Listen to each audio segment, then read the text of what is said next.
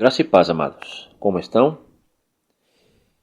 Aquí estamos nosotros listos para un nuevo estudio bíblico, un nuevo podcast en la palabra de Dios. Y hoy vamos a hablar sobre el Dios de la tradición y el Dios de la Biblia. Qué gran diferencia que hay, amados, con el Dios que se enseña hoy en tantos templos, ni hablar fuera de ellos, pero me refiero a la cristiandad, que están enseñando sobre un Dios que no es el Dios de la palabra de Dios. No, definitivamente no es el Dios de la Biblia. ¿Sabe por qué? Porque el Dios de la Biblia, amados, es el Dios que es amor, es el Dios que fue revelado en Jesús. Una de las cosas más maravillosas que podemos tener es el saber que Jesús vino para revelarnos el Padre. Él vino para mostrar lo que Dios es, lo que Dios piensa, lo que Dios hace. Por eso podemos ver al Padre en Jesús. Si bien hay toda una confusión teológica, podemos decir, con respecto al Dios del Antiguo Testamento, con el Dios del Nuevo Testamento. Pero eso es muy fácil de solucionar porque son pactos diferentes y el trato de Dios es diferente con quien tiene menos revelación. Me refiero a los pactos. Ya vino la plenitud de los tiempos, Jesús ya vino. Y en este tiempo estamos viviendo el tiempo de la plenitud. En el tiempo de la plenitud, probamos y disfrutamos de este Dios que es amor. Pero para fundamentar, aparte de muchos textos que podemos encontrar en la palabra de Dios que definen la persona de Dios, quién es Dios realmente, yo quiero utilizar el texto de una de las parábolas que Jesús utilizó para presentar al Padre y cómo actúa el Padre en determinadas situaciones. Es la parábola del Hijo Pródigo, Lucas capítulo 14 a partir del verso 11. Dice lo siguiente: También dijo, un hombre tenía 2 hijos, y el menor de ellos dijo a su padre, Padre, dame la parte de los bienes que me corresponde. Y les repartió los bienes. No muchos días después, juntándolo todo, el hijo menor se fue lejos a una provincia apartada, y allí desperdició sus bienes viviendo perdidamente. Y cuando todo lo hubo malgastado, vino una gran hambre en aquella provincia y comenzó a faltarle. Y fue y se arrimó a uno de los ciudadanos de aquella tierra, el cual le envió a su hacienda para que apacentase cerdos. Y deseaba llenar su vientre de las algarrobas que comían los cerdos, pero nadie le daba. Y volviendo en sí, dijo, ¿cuántos jornaleros en casa de mi padre tienen abundancia de pan, y yo aquí perezco de hambre? Me levantaré e iré a mi padre, y le diré, Padre, he pecado contra el cielo y contra ti. Ya no soy digno de ser llamado tu hijo. Hazme como a uno de tus jornaleros. Y levantándose vino a su padre. Y cuando aún estaba lejos, lo vio su padre, y fue movido a misericordia, y corrió y se echó sobre su cuello, y le besó. Y el hijo le dijo, Padre, he pecado contra el cielo y contra ti, y ya no soy digno de ser llamado tu hijo. Pero el padre dijo a sus siervos, sacad el mejor vestido y vestidle, y poned un anillo en su mano, y calzado en sus pies, y traed el becerro gordo y matadlo, y comamos y hagamos fiesta, porque mi hijo muerto era, y ha revivido. Se había perdido, y es hallado. Y comenzaron a regocijarse. Y su hijo mayor estaba en el campo, y cuando vino y llegó cerca de la casa oyó la música y las danzas, y llamando a uno de los criados le preguntó qué era aquello.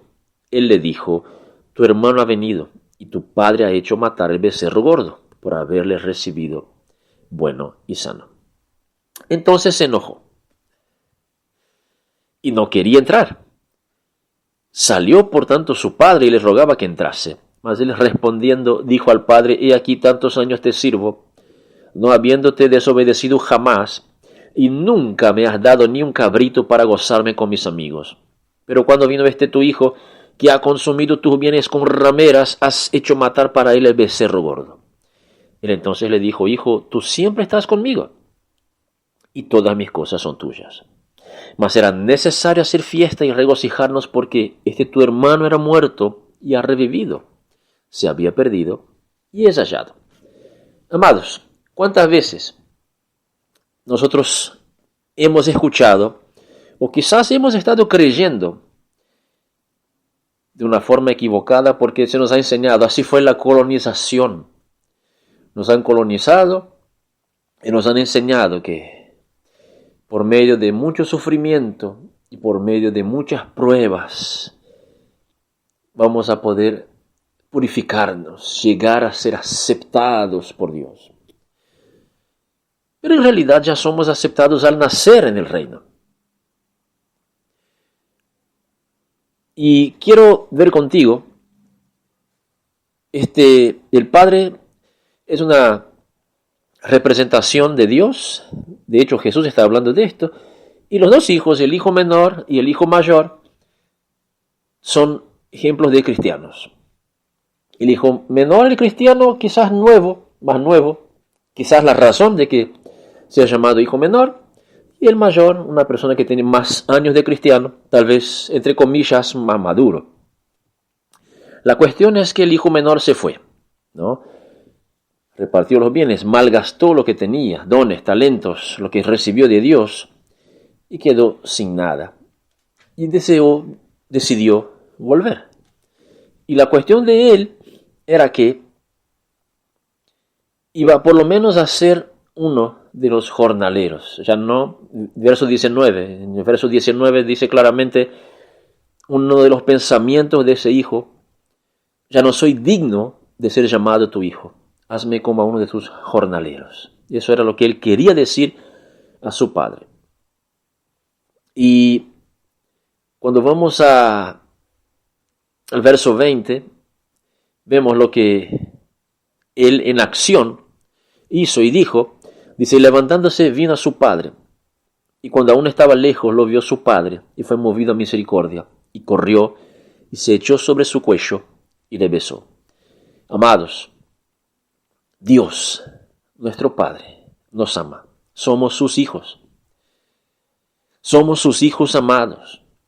Dios jamás nos rechazará. Dios jamás niega su perdón. De hecho, su perdón es eterno. Y el gran problema está en nuestro concepto equivocado sobre Dios. Verso 21.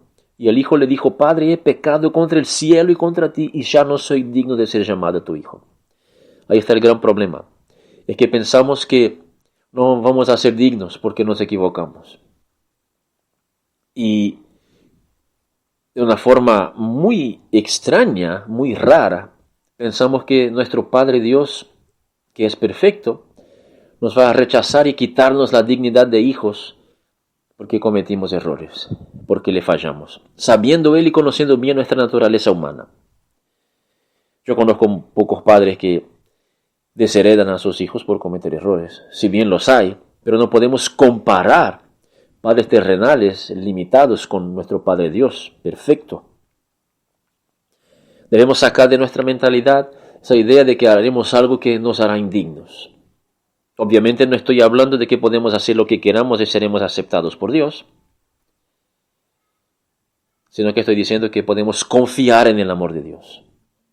Cuando nos equivoquemos, Él está con los brazos abiertos para nosotros.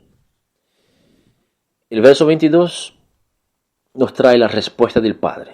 Pero el Padre dijo a sus siervos, sacad el mejor vestido y vestidle, y poned un anillo en su mano y calzad en sus pies, y traed el becerro gordo, 23, y matadlo, y comamos, y hagamos fiesta. Al contrario de lo que se nos dice, ¿no? Muchas veces escuchamos líderes decir, yo cierro las puertas de mi iglesia para tal persona. Tan diferente a la forma de Dios. O cómo nos hemos estado equivocando con una doctrina de una denominación que es puramente invención de hombres para satisfacer a gustos y patrones de santidad, entre comillas, de hombres. Cuando el verdadero patrón es el amor. Aleluya. Le devolvió el Padre su dignidad, su lugar como hijo a la mesa. Ese es el anillo. La ropa nueva es el símbolo del perdón de pecado. Calzada en sus pies, le puso de vuelta en el camino y puede caminar de forma correcta. Una vez más. Y el derecho a participar del banquete, la vida abundante, el verso 23. Debemos tener el concepto correcto. Pero no quiero terminar ese podcast sin hacer referencia a esto, el verso 25 en adelante. Y su hijo mayor estaba en el campo, y cuando vino y llegó cerca de la casa oyó la música y las danzas, y llamando a uno de los criados le preguntó qué era aquello. Él le dijo: tu hermano ha venido, y tu padre ha hecho matar el becerro gordo por haberle recibido bueno y sano. Entonces se enojó y no quería entrar. Salió por tanto su padre y le rogaba que entrase. Mas él respondiendo dijo al padre: he aquí tantos años te sirvo, no habiendo desobedecido jamás, y nunca me has dado ni un cabrito para gozarme con mis amigos. Pero cuando vino tu hijo, que ha consumido tus bienes con rameras, has hecho matar para él el becerro gordo. ¿Cuál es el punto acá? El religioso, el tradicionalista, y es lo que puede pasar y no debería pasar. El cristiano de años muchas veces piensa que es más maduro y tiene derecho a juzgar. Eso es aquel que crece en la tradición y no en la comunión, que es enseñada en doctrina humana y no en la doctrina de la palabra. Él cree que debe haber un castigo para el que se fue y vuelve, para el que se equivocó, porque él está ahí, y él es perfecto, supuestamente, pero su gran error es este. Su corazón no está bien, no anda en amor. ¿Qué dijo el padre? Verso 31, él entonces le dijo: hijo, tú siempre estás conmigo, y todas mis cosas son tuyas. O sea, ¿qué está diciendo? Vos podés comer manjares y hacer banquete cuando quieras. Puedes disfrutar de la música y de las danzas cuando quieras. Yo estoy aquí para que tengas comunión conmigo. De la misma manera te voy a abrazar y te voy a besar. Pero el problema es que el tradicionalista y religioso no va a disfrutar de esas cosas. ¿Por qué? Porque está en la superficialidad. Amados, que esto pueda ser esclarecedor y que podamos no perpetuar una idea y una doctrina equivocada sobre el carácter o sobre quién es nuestro Padre. Y no se olvide que sos bendecido con toda la bendición. Hasta nuestro próximo podcast.